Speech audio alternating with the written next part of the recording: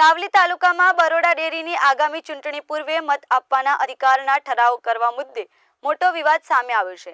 જૂના સમાલાઈ દૂધ ઉત્પાદક મંડળીના પ્રમુખ અને મંત્રી સામે સભાદોષોની જાણ બહાર ઠરાવ કર્યો હોવાના આક્ષેપ થયા છે, જેને રદ કરવાની સભાસદો દ્વારા માંગ કરવામાં આવી છે. આગામી મહિનાઓમાં બરોડા ડેરીની બોર્ડ ઓફ ડિરેક્ટરની ચૂંટણી યોજાવાની છે. આને કારણે હાલ સાવલી તાલુકાની દૂધ મંડળીઓમાં ચૂંટણી સંબંધિત ઠરાવો કરવાની પ્રક્રિયા પૂરજોશમાં ચાલી રહી છે.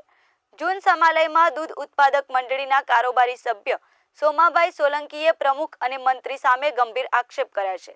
તેમણે જણાવ્યું કે એજન્ડા બજાવ્યા વગર, મીટિંગ બોલાવ્યા વગર અને કમિટી સભ્યોને જાણ કર્યા વિના ઠરાવ કરવામાં આવ્યો છે. સોમાભાઈ સોલંકીએ આ ઠરાવને તાત્કાલિક રદ કરવાની માંગ કરી છે. આ વિવાદને કારણે સાવલી તાલુકામાં ફરી એકવાર બરોડા ડેરી સંબંધિત મુદ્દો ચર્ચામાં આવ્યો છે. પશુપાલકો અને સભાપદોમાં આ મામલે ભારે રોષ જોવા મળી રહ્યો છે અને આગામી ચૂંટણી પહેલા આ વિવાદ વધુ વકરે તેવી શક્યતા છે. દૂધ મંડળીની મીટિંગ બોલાયા વગર પ્રમુખે ઠરાવ મોકલેલો છે. એ ઠરાવ રદ થવો જોઈએ. અમને વિશ્વાસમાં લીધા નથી.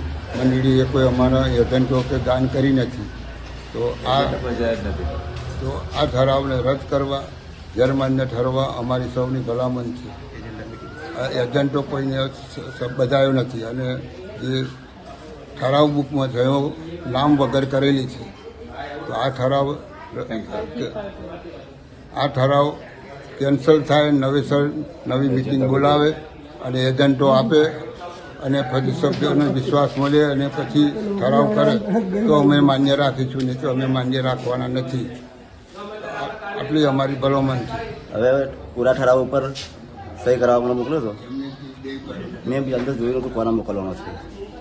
કોને તમને સહી કરવા મોકલ્યો હતો? એ પ્રમુખ ને મંત્રી. તો તમે સહી કઈ આગળ જઈને કરાવી? એ આમ 3-4 જગ્યાએ જ કરાવી છે મેં, 4 જગ્યાએ. બીજી પાસે બીજો ભાઈ ગયેલો. ક્યાં જઈને સહી કરાવી? ઘરે જઈને.